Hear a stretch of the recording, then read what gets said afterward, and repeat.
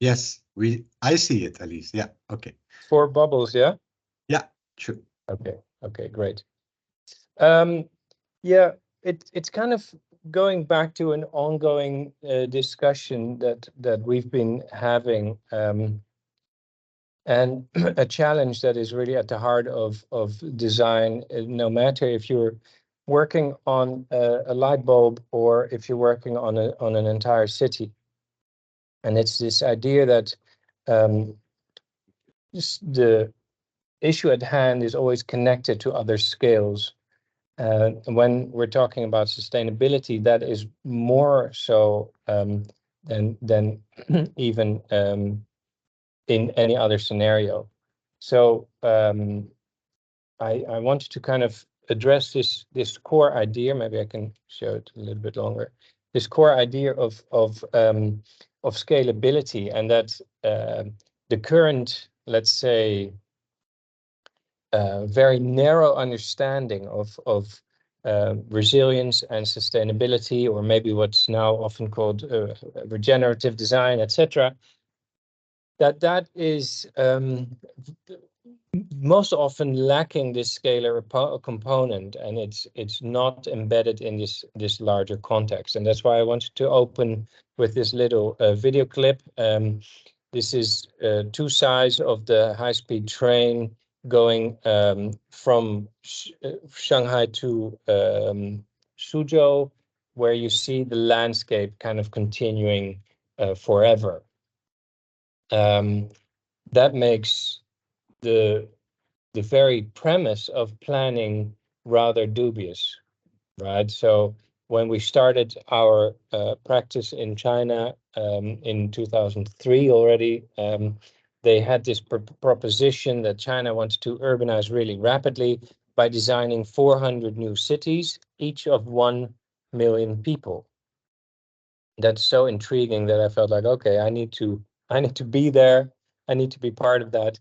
And I need to try and understand if you could actually achieve that.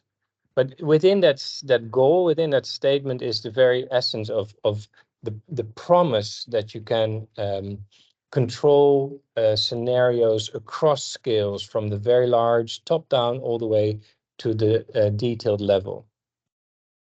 So I wanted to start in China, but very much end in Indonesia. Why? Because they are so complementary. China is this top-down environment, maybe the only true one in the world, where planning is occurring along these really rigid planning structures, decision-making structures top-down, versus Indonesia, which is a kind of classic example of haphazard, piecemeal, organic growth bottom-up, right? I wanted to show a little bit just in images of what I've seen and observed in terms of urban change in China over the last 2 decades. And I summarize this by the chronology in changes from extremely intricate to hyper coarse, hyper widened urban fabrics.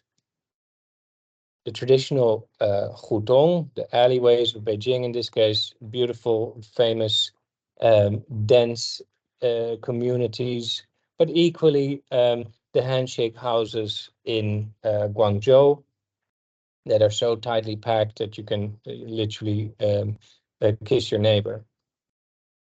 Those were slowly but steadily kind of replaced by 6-story walk-up structures, communist-style buildings. They still look rather nice here on the left, but came with a rather radical way of planning, simply demolishing and replacing one fabric, one ecosystem, in this case a human sort of habitat, with another one. And that scaling up of typologies continued, right? This is what I've been calling the dormitory extrusion, where you take these 60 style 6-story walk-ups and you kind of continue to stack them higher and make these large urban courtyards, and even higher into these kind of tower blocks. But I'm arguing, within the name of the dormitory extrusion, I'm arguing that in their DNA, they're still very much the same type of building, they're just extruded. Very heavy.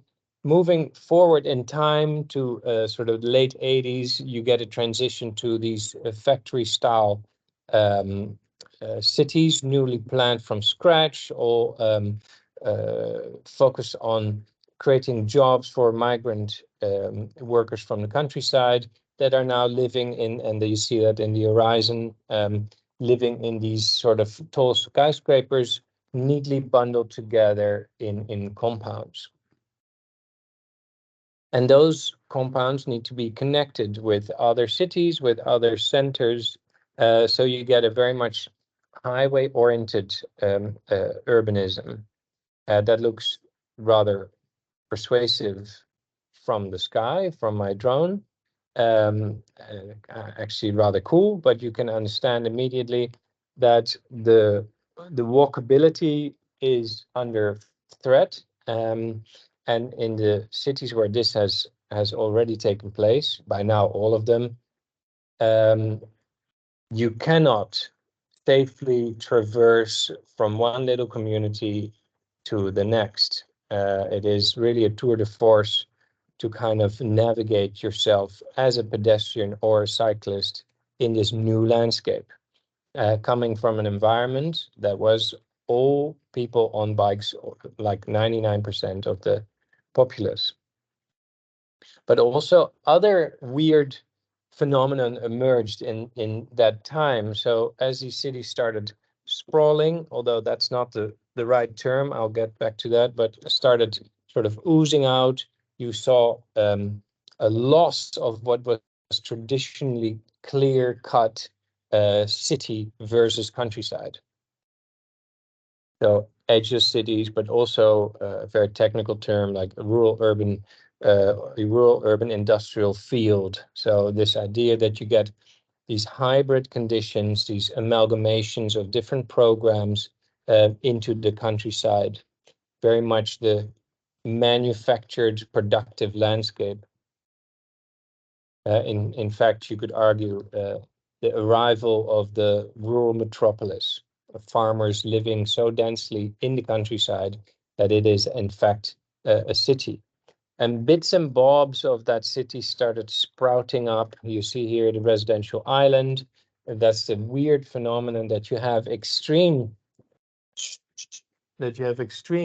hyperdensity. Sorry, ijsgat. Yeah, do it. Sorry. That you have extreme density emerging seemingly in the middle of nowhere. So you have density that is not supported by other density. Well, that's a very strange urban phenomenon indeed, and not very productive. It's one thing to have compact cities, but it's not so helpful if they are fragmented. And that fragmentation, that kind of continues even deep into the countryside, where the migrants that have left their villages for the big cities are also leaving behind these really forlorn types of ghost villages.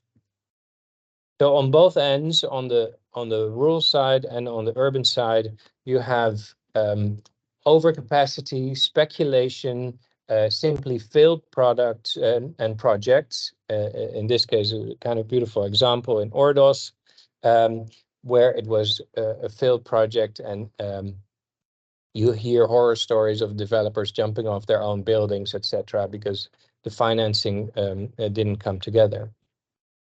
It reflects a kind of flash urbanization, an urban transition that is under so much pressure that it's accelerated, that everybody in this supply chain is making really rash decisions.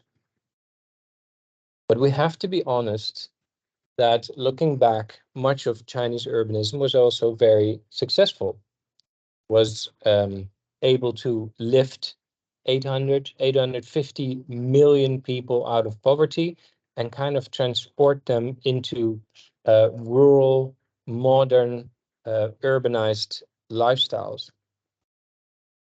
So it's my mission to kind of look at China objectively and figure out what is valuable and meaningful to keep and maybe even to transport to other countries from Chinese urbanism, and what's something that is simply not worth keeping. And that's not easy, because the Chinese urbanism that we kind of observe now is full of contradictions. It is both dense, as you can see here, but it's also coarse, as you can see in those big highways and these weird fragments floating about. It is sealed off, meaning they used to put walls around every compound. Officially, they stopped that, but now they have the walls of highways. But it's also very seductive. People are very keen to live in these new properties and invest all their life savings. Weirdly enough, it's sprawling, even though it's extremely dense. So how can you sprawl if you have the compactness that we seek when we're trying to, let's say, build a compact city? And it's chaotic, meaning it's static, it's rigid, it's not flexible. Once it's built, it can only expand in one direction. It can only evolve to grow rather than evolve to mature into something more diverse, something more meaningful for its citizens. So a ton of contradictions that make the simple question of, is the Chinese city good or bad, very hard to answer.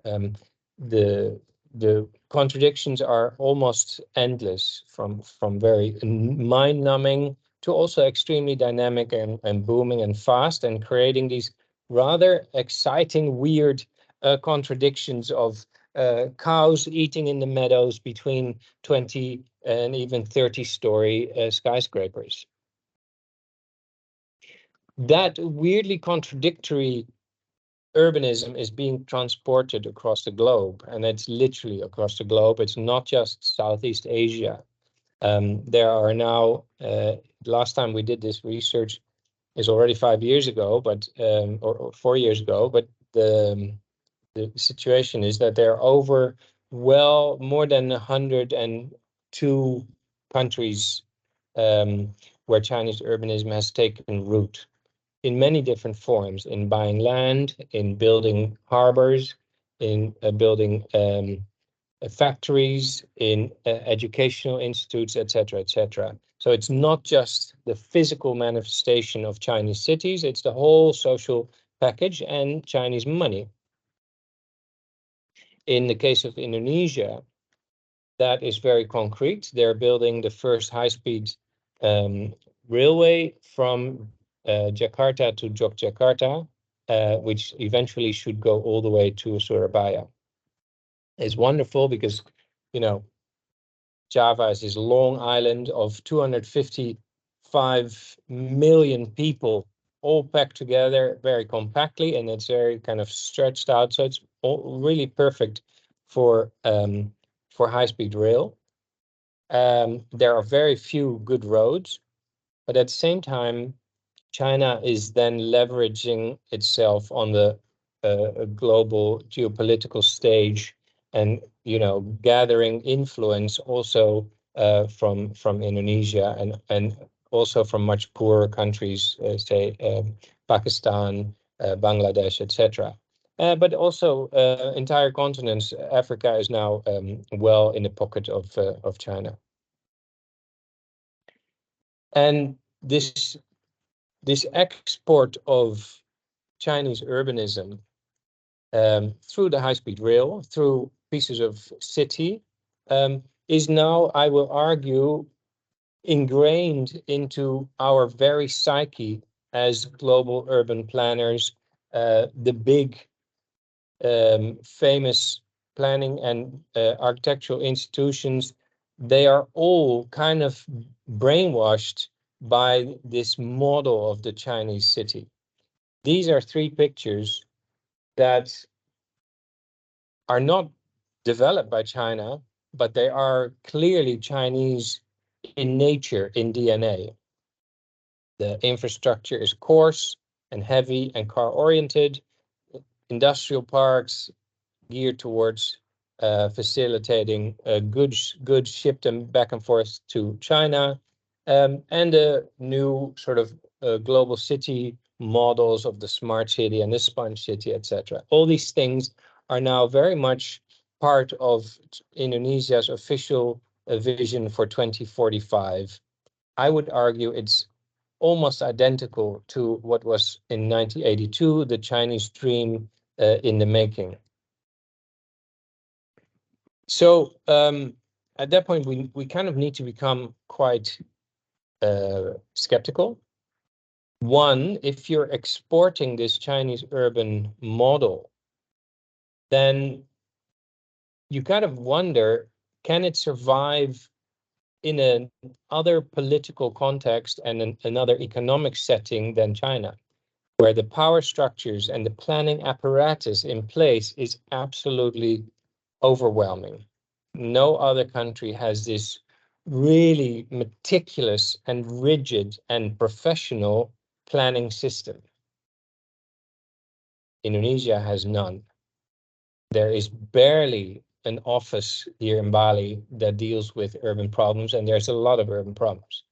So to take that model, the Chinese model that comes from an environment, a socioeconomic environment that relies on strict control, and then transport it to an environment where everything is haphazard and rather informal, is, in my opinion, a recipe for disaster. The second thing is, nowadays, fast forward 35 years from when China was booming, the world is a different place, and we're facing the very acute and very real challenges of the Anthropocene, of climate change, and in all its different facets. I don't think that, except for the aspect of compactness and density, which is something that I feel we must learn from China, there's very little that we should copy in the Chinese model. And finally, I want to propose a kind of an alternative, a plan B, if you will, when there is no real plan A. There is no model to urbanize in these rapidly changing markets that are so informal, such as Southeast Asia and Africa. I want to propose a kind of cross-scalar approach that is data-driven and that kind of pushes for a contiguous landscape, meaning that what is city is connected to city, or what is nature stays connected to nature, and what is agriculture is connected to larger stretches or strands of agriculture. So the first one is this idea of the Chinese model being wholly dependent on strict control. So some fancy diagrams. This is the Yangtze River Delta, or Shanghai, with its surrounding satellites in 2000. And this is the same satellite image in 2010.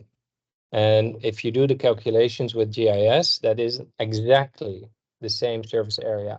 So in mere 10 years, this constellation of cities has been able to duplicate itself. That is true, in my opinion, true flash urbanization. So this is all now suburban.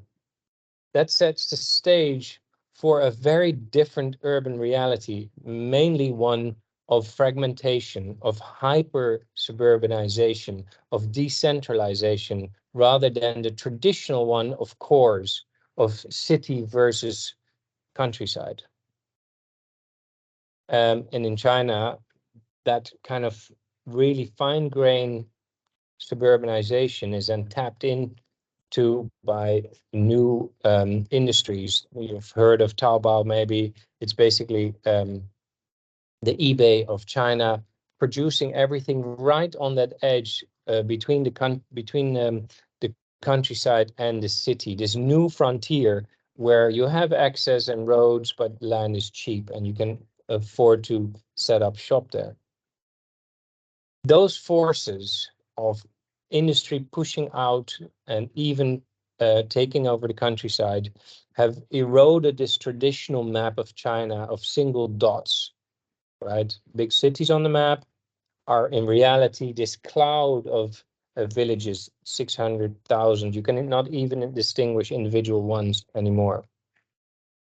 And within that cloud, there are concentrations of denser areas that even reach the sophistication, but more importantly, the density of a traditional city.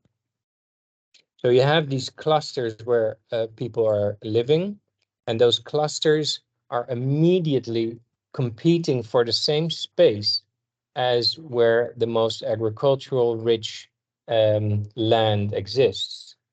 Of course, historically, that makes a lot of sense because people would gather there and live there and stay there where the land was most productive. But now those are exactly the places where urbanization is most aggressive. So we're eating up our agricultural space, which delivers this kind of weird clouds and spikes landscape, meaning there is still density. There's still even extreme density. Shanghai, Shenzhen, Hong Kong, Tianjin, Beijing are all here. Chengdu on the left, a thin spike, are all areas that still have extreme density, but it's now surrounded by areas of kind of softer blobs and expanded fields of density. You can see that on the GIS. If I zoom in on this region between Shanghai and Beijing, you get this large green field of little villages that are all still operating and offering accommodation to a high density of people. That makes it that this mega city, what it really is, maybe even a megalopolis, has been evolving below the radar. Nobody's seen it. You can't really put your finger on it, but it very much exists if you look at the numbers.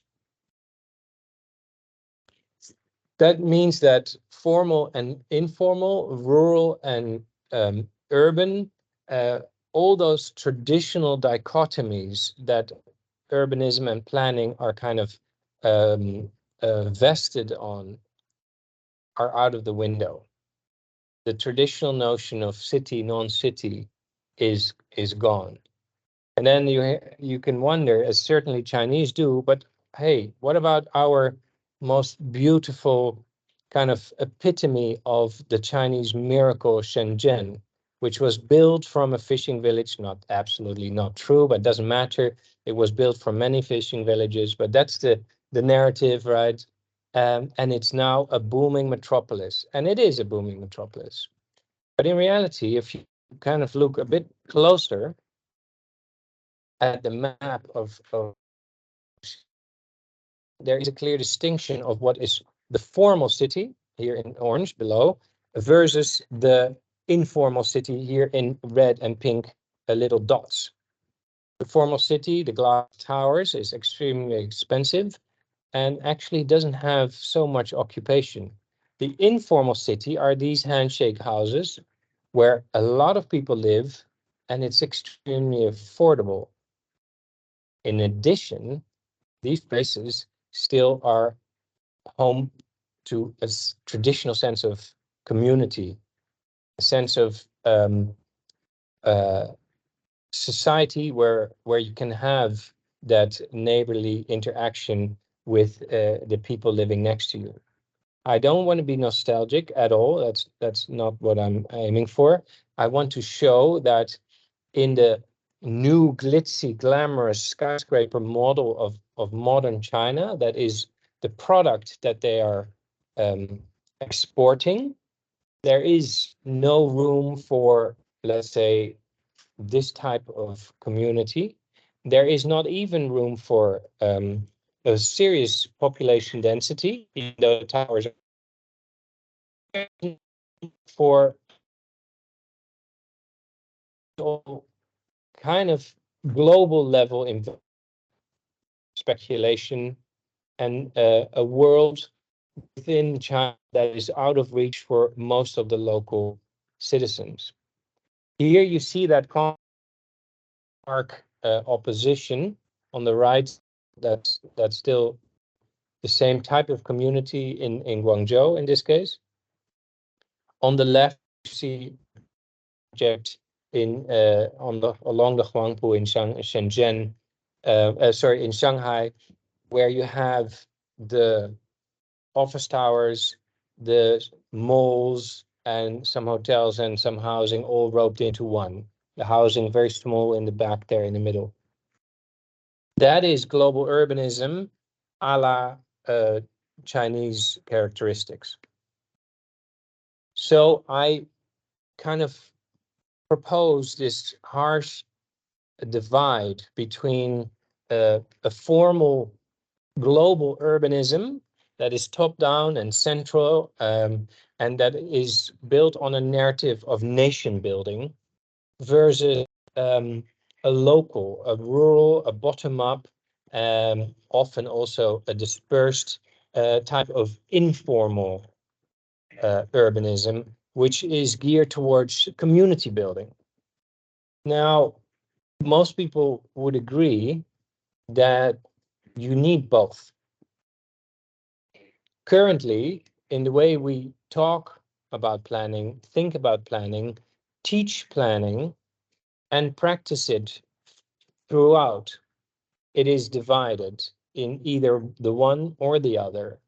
You're either working for the glitzy glass towers, or you are part of the fun little projects in the hutongs or in the favelas or in the informal settlements of Mumbai. And I, for one, believe that that is missing the point. I certainly have always enjoyed doing both, the high end, the glitzy, and the informal. What I want to push for now is this scalar bridge, where we need to find ways to integrate and connect these two scales of, let's say, nationwide and local village, of the smart cities, the even the UN Charter of 17 Sustainable Development Goals, which is still, while community-centered, it is still very much embedded in the logic of this kind of global urbanism. In reality, the cities that have proven quite effective are the ones on the other side, the desa kotas here in Indonesia, the Taobao villages in China.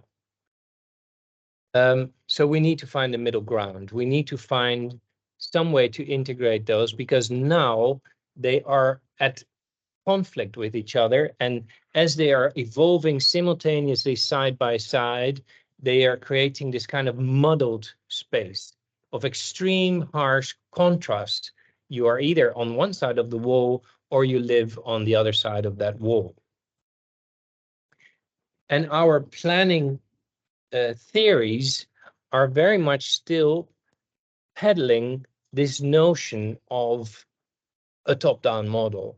Even our sustainable cities are embedded in ideas of the eco-town, the satellite city, etc. Here you see all of them around Beijing and Tianjin, of which most of them, I have to say, have failed.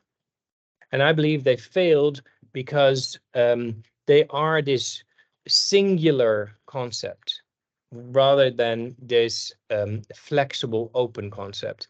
I show Coevorden, which is a beautiful Renaissance Dutch vestige, which is interesting because it does one thing exceptionally well, which is defend against the Spaniards. However, what it didn't do very well is evolve.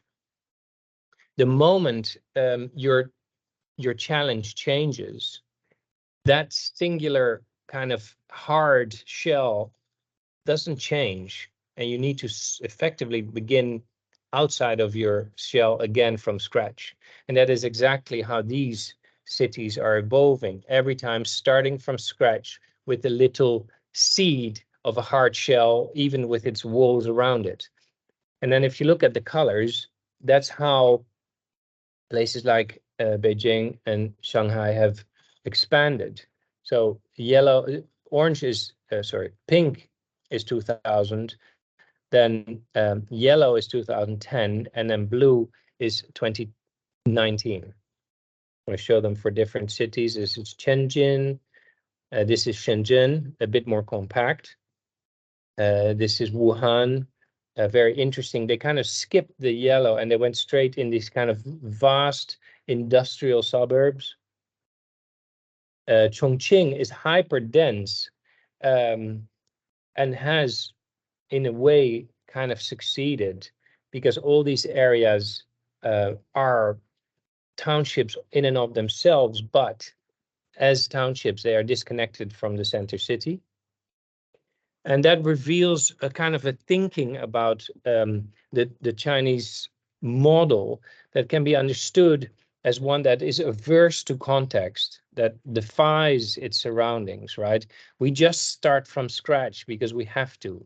We kind of abandon the old city, abandon what is there, and we move towards either a new town or a satellite or simply culling and slicing up the existing city. I believe now they've learned their lesson, quote unquote, and trying something a little bit more sophisticated. The new town approach becomes a satellite town with a better connection here on the left to the core city. And then even more sophisticated, it's geared toward expansion, which is the Danish model, the Copenhagen model of lobs and fingers. But in reality, these are models that are interesting in slow Europe, where cities are evolving slowly and you can manage those lobs and fingers. And they do not work in the environment of China and flash urbanization.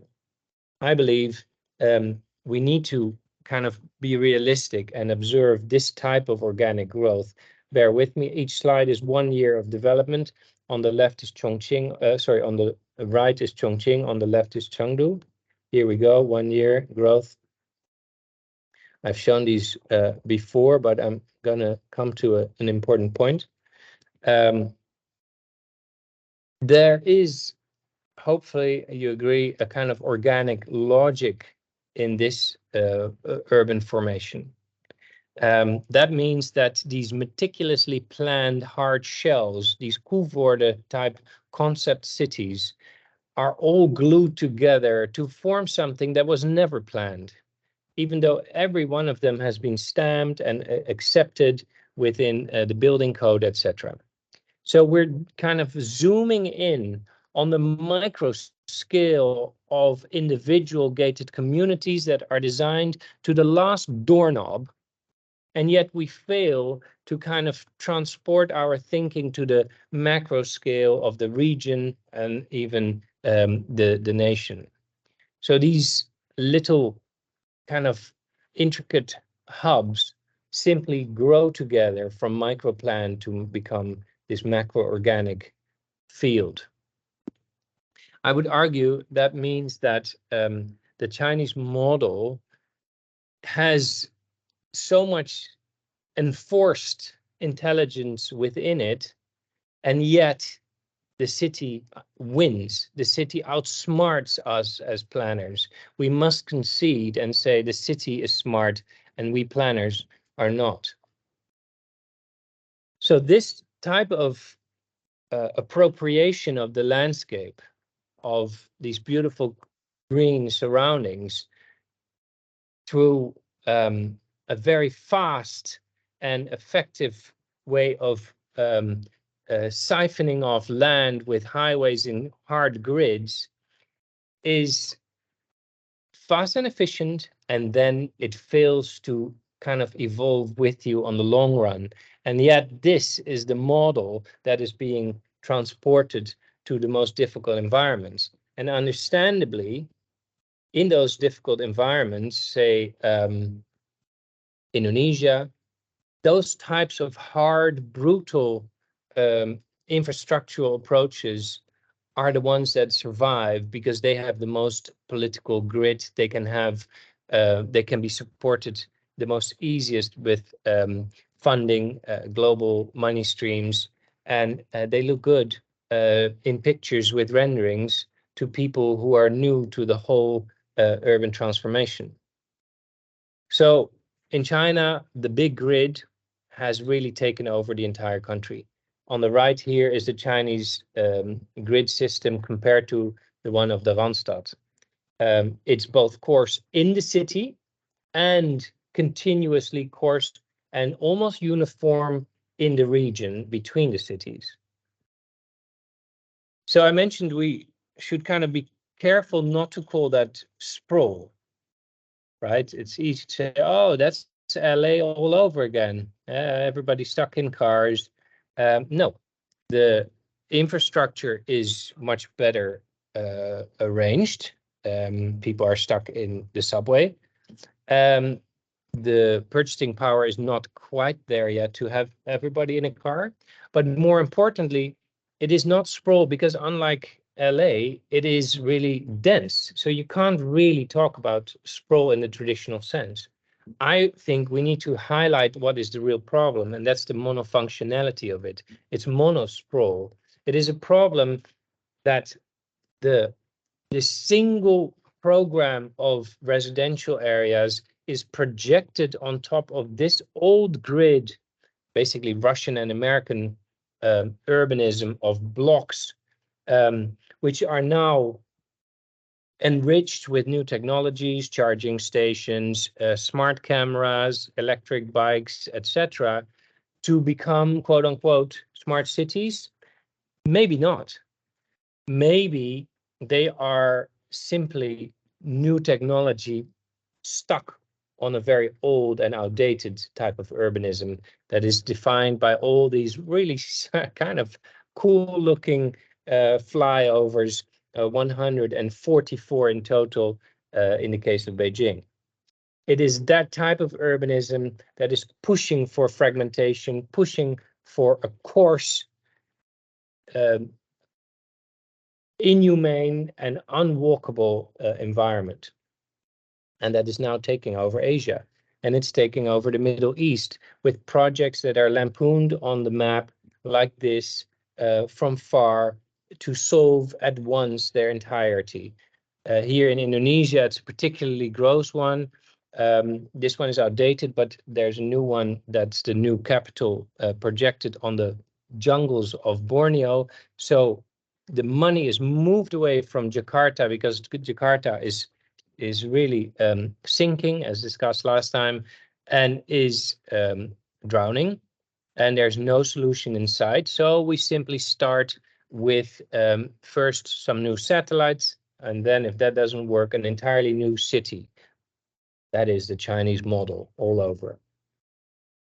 In China, there is a new city as well, Xiong'an, and it's also not working. It's also flooding because it's not taking into account its environment.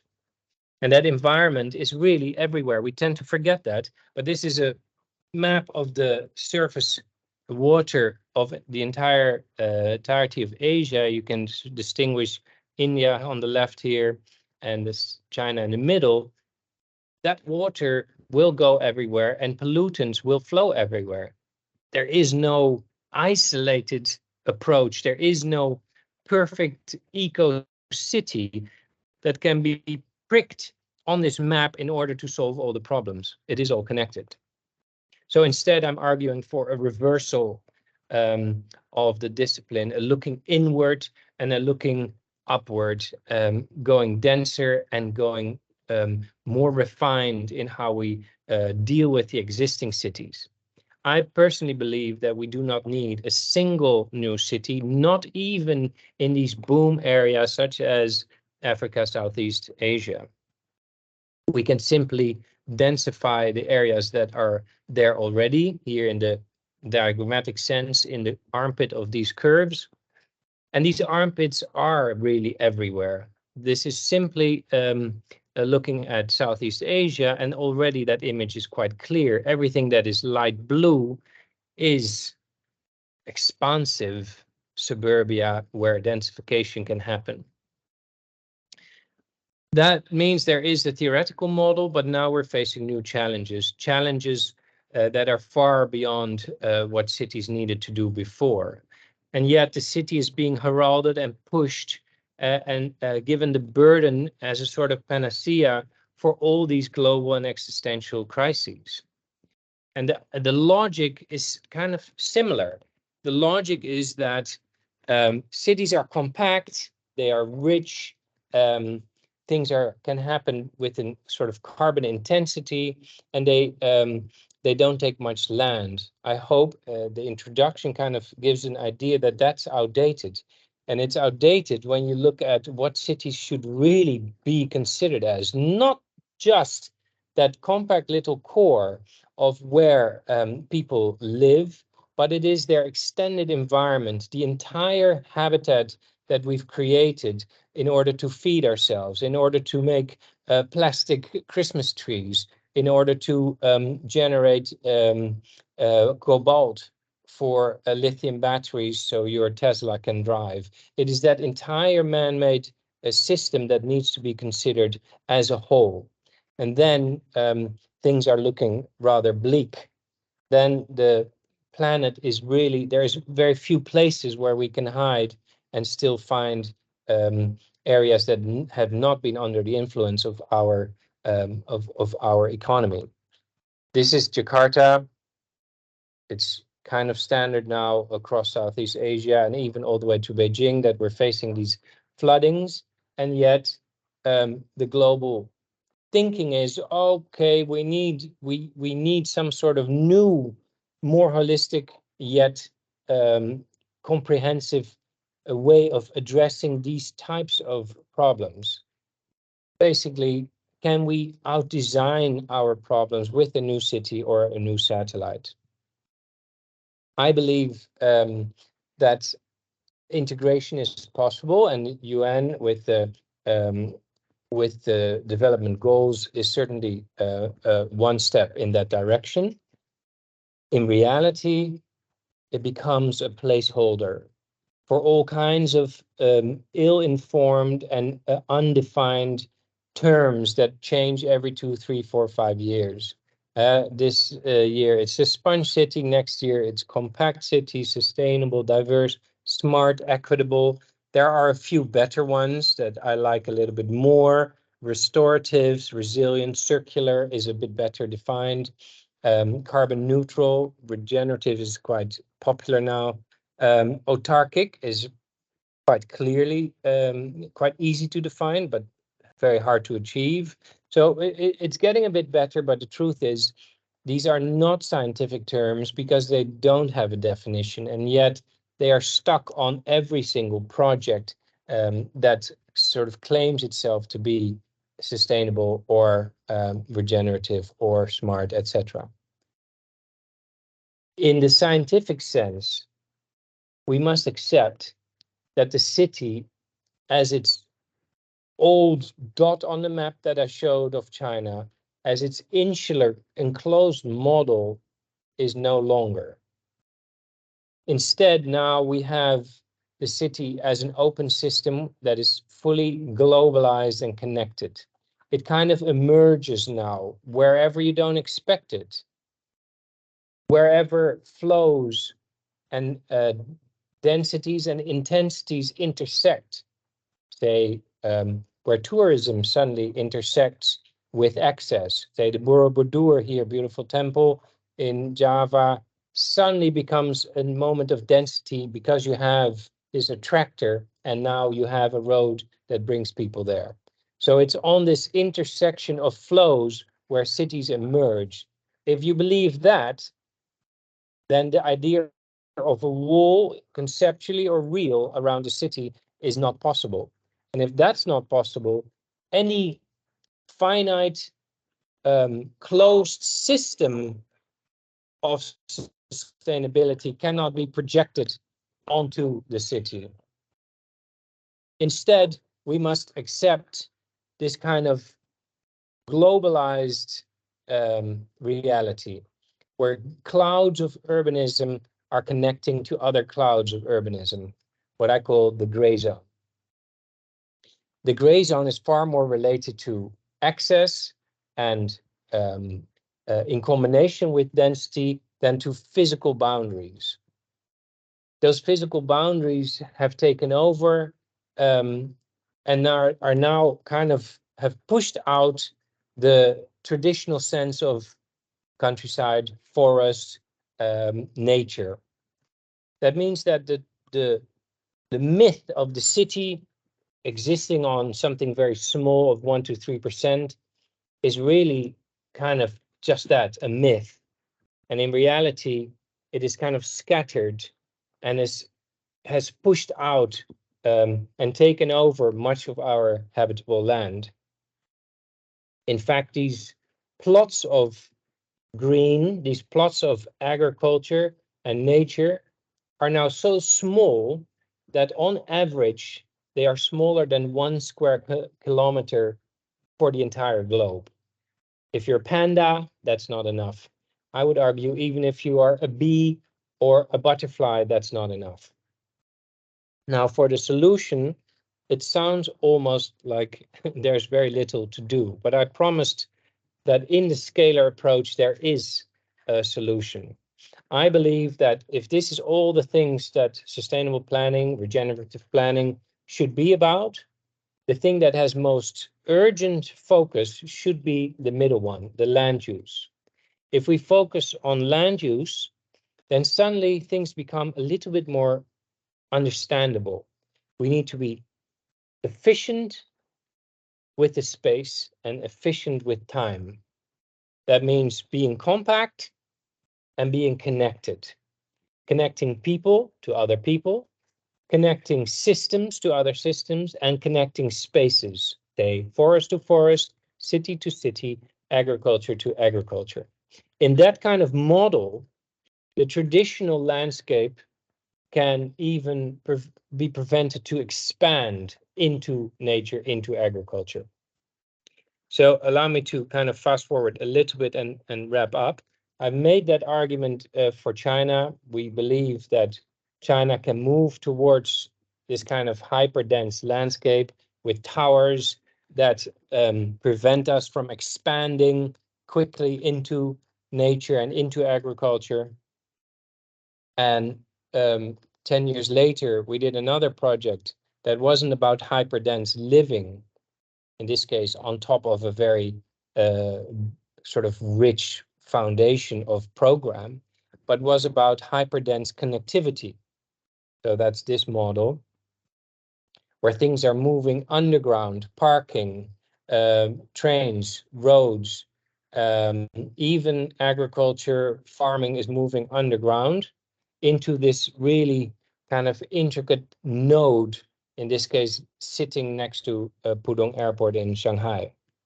In this node, it's almost impossible to distinguish what is above ground and what is below ground. It doesn't really matter anymore. The key message of this study was to say, well, density is one thing, programmatic diversity is another thing. You need to offer a rich amount of different activities, but you need to also connect these activities, the density of connectivity. So that kind of brings us to a few case studies. This is one in Chengdu, where that logic applies. We build compact and we connect literally with these beams at the bottom. We connect our towers. I think we've done a great job, even connecting underground with beautiful little hills and caves that kind of create this dynamic landscape, etc., etc. I'm being rather cynical because at the end of the day, this project is still surrounded by these, in this case, 2 times 8 lane highways. That is still this insulated island. It's not urbanism. It is very big architecture. It's not a city. It is a building. So I mentioned informal. We've done similar kind of projects to make that case on the informal side as well. We mapped Mumbai the entirety of Mumbai, made a beautiful model of that, and learned that actually the informal settlements, the slums here in yellow, are far denser than already what is one of the densest cities in the world. And these slums are everywhere, littered throughout the entire formal city. So here too, we said the same thing. We need to connect. We need to connect these slums, apply the same urban logic to these little fragments of city and of community, using existing, in this case, pipes as a new highway for tuk-tuks, but also creating new corridors, creating new walkways, new bridges, even a giant bridge on top of that pipeline that connects two large slums. So connect, connect, connect is something that we apply throughout all scales, from the very large to the very small. In this case, the slum skyline of Mumbai. Then in the last, please tell me if I'm running out of time, or maybe text me. The last step is how we then operate in an environment that is intrinsically fragmented and intricate, that is intrinsically small and refined. In Indonesia, as mentioned, they are projecting the urbanism of China onto an environment that is the opposite, that is rather dense throughout the entire countryside. So we started looking at that density. Here you see the map, and specifically zooming in on central Java, and specifically on the heart of central Java, the Borobudur, where we felt that city and countryside have almost fused together to form one continuum, a rural-urban continuum. If that's the case, then mapping that space becomes very difficult. Again, you don't have an edge, so where do you begin and where do you start? But we can sort of map the anchor points, what is driving these transitions. So the center of Jogja, but also new items such as the new airport, Borobudur as a new, ancient, but now new global attractor of tourism. These are the anchor points that are changing this landscape, that are pushing micro scale transformations that you do not see in the formal maps, that you have to literally trace one by one, hand by hand, in order to understand what's going on. If you do that, you get a very different pattern. This is Yogyakarta towards the Borobudur. This is kind of, let's say, the suburb of Yogyakarta. And it's now clear that historically, people were living in high densities, almost in urban densities, in the countryside. The traditional form of urban expansion occurs, yes. Basically, Yogyakarta, the swallowing and expanding. But at the same time, a new type of implosion or fragmented urbanization occurs locally in situ at the grassroots level. Then how do you distill what is really kind of still a lever you can pull, a way to enact on that environment? I would argue it is the infrastructure. If we don't do anything, these Chinese-style systems are projected onto the map, and you get road proliferation, the doomsday scenario. You get basically the worst of Chinese urbanism on top of the old, very fine-grained, localized fabric of the Desa Kota here in Java. The opposite, the dream scenario, would be a sort of, and I say sort of because I don't know what it exactly means yet, we're finding this out, an integrated land use planning approach where things are contiguous. So I felt we need to study the roads and we need to study the land use. And we do that by clustering, because how do you map when everything is integrated across scales? when people are mixed with their orchards here really beautifully in green and their agricultural land here in strips at such a fine scale, at such a small, low scale. You can't draw a big bubble because then you're just capturing everything in one, but it's actually three things. So we said we need to kind of create a new way of mapping and understanding these hybrid environments, the ones that I also saw emerging in China. I called it the cluster model of RGMB, basically red, green, and blue, or city, agriculture, and nature, blue being water and traditional nature. And we kind of want to observe them at one in one model. So not separating them, because they are not separated, they are really folded together. And we use GIS models to do that. Rather sophisticatedly, we can begin to let the computer figure out what mixtures of R, G, and B exist where. So if it's very much R, then it's a red dot. If it's very much B, then it becomes a blue dot, etc. If you do that, you can distill larger regions that are sort of the same, that are not city, that are not suburb, but maybe in this case, the orange, that is some sort of new rurality, if you want.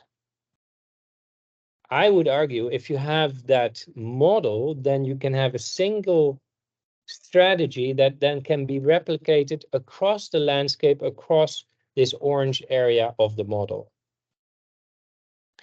And we're doing that along the trajectories of these newly planned roads. In fact, in this case, between Semarang and Yogyakarta in the south, we made a calculation of the existing roads and the newly planned tollways and figured out, are people really benefiting from this new infrastructure? So we did a really intricate model and started calculating who is moving faster. If you're traveling from one end to the other, from one city to the other, from Semarang to Yogyakarta, yes, the new tollway is very efficient. And, as a scalar problem, that's beautiful. You get on and you drive very fast and you reach very fast. If you are living on the two sides of this new highway, then your traditional means, your little scooter on your tiny little road of maybe a meter wide was perfectly sufficient, but now is no longer sufficient because it's intersected by this new highway. So that is a scalar reality. If you look locally, things are worsening, where if you look nationally, things are seemingly improving. That's why we call this the 1 hour city. Everyone within this bubble has access to these new toll roads within 1 hour, half an hour on each side of the road. That is number 2 in our tool set. So we have the clusters, the land use. We know kind of roughly which mixtures of land are occurring where. Then we have the understanding of the road system. Then we can begin to plan our strategy. In this case, we said, well, actually, these farmers have the biggest concern to bring their produce quickly to the big cities. We don't want trucks to enter this beautiful landscape because it's too refined, too fine grain, and we don't want new highways. Can we have these transitory stations that can be strategically positioned in this network, and then the farmer brings their food to this logistic hub? There, the big trucks can arrive and take the food quickly to the city. So that was kind of the planning strategy. Here you see the big roads. Here you see the catchment area of the small little local highways, food delivery trucks that can enter the local areas. And together they form a kind of a new hybridity, a new dichotomy between rural and non-rural. So where I was arguing everything is now lost, there is no more city, there is no more rural versus non-rural, or city versus non-city. That doesn't exist anymore. Now we can kind of reclaim that territory. We can say, well, access begins to carve out a new dichotomy, a new reality. And even at the village level, these kind of bubbles start emerging. You can imagine these villages in very little time, with the presence of the Borobudur here in that black dot, and here on the right in the white dot, are kind of sprawling, quote unquote, to become one system. Okay, if that's the case, we carve out areas for the car in red, and we carve out areas for the pedestrian in green. So the dichotomy is back. The urban versus the rural is back. This is urban, this is rural. By replanting and taking care of these beautiful corridors along the waterways, we actually reinstate walkways and pathways for bikes. You can now again walk to your neighbor, bike to your neighbor. And at the same time, these cores can evolve and become more dense. So that's the Java model. Now, I think I should wrap up. This is getting to the final chapter, which is Bali, but I think that is a perfect way to end. It's also a good opportunity to take maybe one or two questions, if that's still possible. Wow, Neville.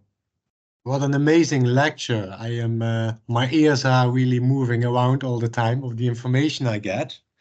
And especially, I think the big value of your lecture given is that people have to realize that cross-scalar planning and looking from micro to macro and the other way around is, no matter what expertise you're fulfilling in the world and what you want to do, is always of high importance. And thinking outside that boundary box, out of the box thinking on different levels. So like you said, I would like to invite maybe people to have two more questions or something. I know you also have to almost do some other stuff, Neville. If there's time for two more questions, that would be Let's do it. great. Yeah. Sure. Somebody, after being left over with a lot of information, so somebody has an interesting question. Can also be not an interesting question. Any question is interesting, of course. I agree. Don't be ashamed. Don't be afraid to ask a stupid question. There are no stupid questions.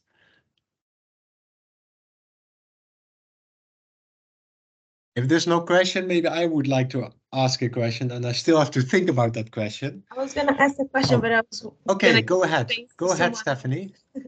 Because I always ask the questions. Well, first of all, this lecture was, yeah, it was crazy. It was very good to be here. Thank you very much. It's very inspiring, and yeah, there's just so much to think about. But I had a question right from the beginning, when you were talking about sustainable planning and cross-scalar development. And you were saying that the flash urbanization in China has taken a lot of people out of poverty, which is also very valuable. But then I started wondering, I think in a close future, we will have no choice but to go back to the old ways, like due to overpopulation and climate, extreme weather conditions. I think we will have no choice but to go back to the rural areas, and just to go back to the old ways. So I was just I started asking myself, first of all, how sustainable is it to push people out of these rural areas for to live in a city, and how do you see cross-scalar development and sustainability when we talk about very far in the future, like 100 to 150 years in the future, in going back to the rural areas and going back to the old ways of doing things? Because I don't see it as we have a choice. If we think about very long term, we will have to stop building. No, I see your point. It's an important question. To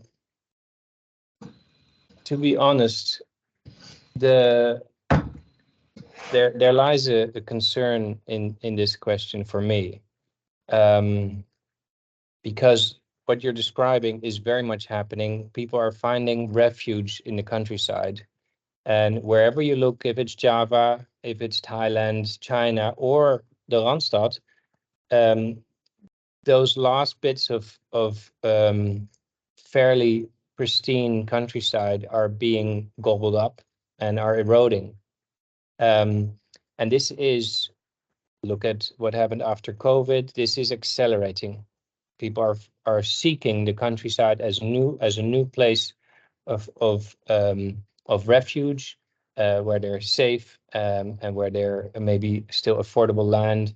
And now with kind of communication means, you can actually build a life there. That drives a suburbanization that is even much more aggressive than what I've described. And it is, to me, a doomsday scenario, and I do see it everywhere. What I'm proposing is to look at the, let's say, damaged suburbia that has already been created. I'm talking regions between Rotterdam and the Ruhrgebiet. I'm not talking about, well, actually, at every scale. If it's the suburb of a tiny village, as I just showed in the last slide, or the suburb of a metropolis in its entirety, right? Every urban entity has its own natural sprawling suburbia, and that is the environment we should all collectively begin to intensify. And if we don't, then the suburbia is only accelerating. So I am in that sense quite concerned. You touch upon a very sticky point. Specifically, and you're aware of that, when we're doing projects in the countryside, the only way I feel that can be done is if you're building with almost a minimum footprint, and the impact is actually regenerative, where you're kind of, what is the title of this talk, where you're land positive, where you're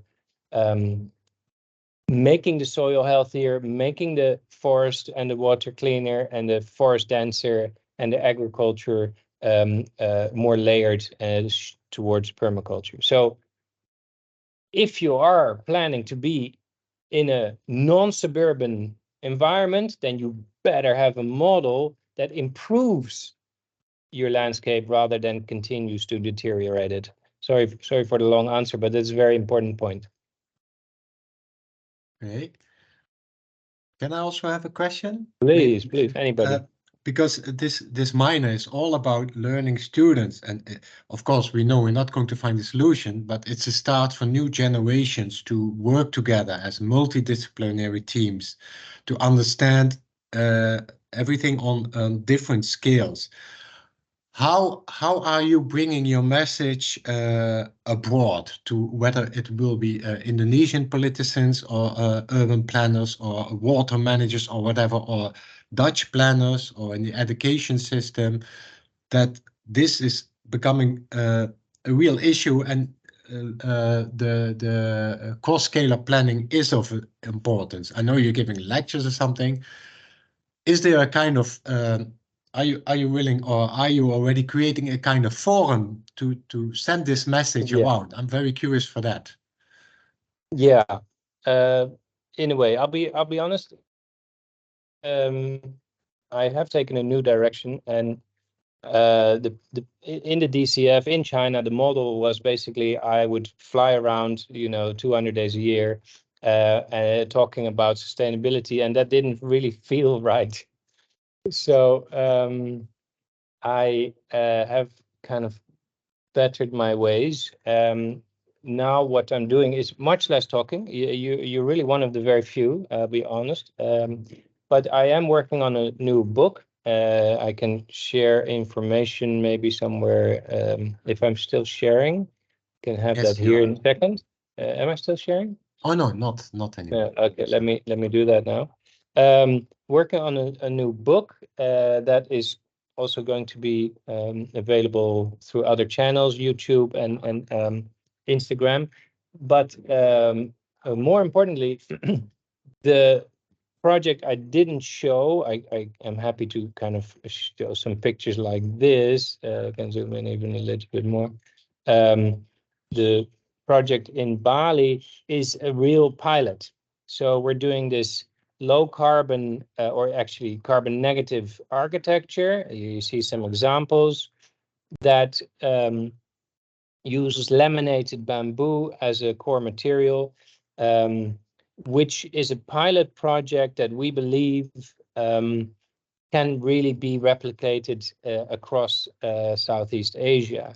And the reason is that we're not just looking at the architecture, but rather the architecture is paying for much more important transformations, mainly healthier ways of agriculture, basically permaculture, and rewilding, both supported by the local community. So rather me coming in and saying, okay, this is your new setting, we're saying, no, there's a few fanciful buildings like these guys. Show you maybe one in particular. That's one of my favorites, maybe this one. There's fanciful architecture that is attracting foreign money, basically expats living in Bali. But that money is immediately refunneled to generate jobs for the local community and to kind of revive an old way of doing agriculture, an old way of doing farming in the mountains that we as an holistic approach want to start copying in other places as well. So that's my new format, if you will. I want a pilot project that works, that is tested, that is tried and tested, and then can be made elsewhere. Let me see if I have something cool. Yeah. Okay, great, because then it sets an example of how it can be done, and it can be used as an incubator, as an accelerator to set things in progress locally. Exactly. Okay, I think I have. So here are some handles that you can use to find me, and then that's where the new book will be. It's going to be printed, but the online version, the digital version, will be free. It's going to be another big fat tome like the previous one. So whoever is interested, please stay in touch. Great, thank you. Is there another question or from somebody else? Maybe a last question, a last chance, or no? I think people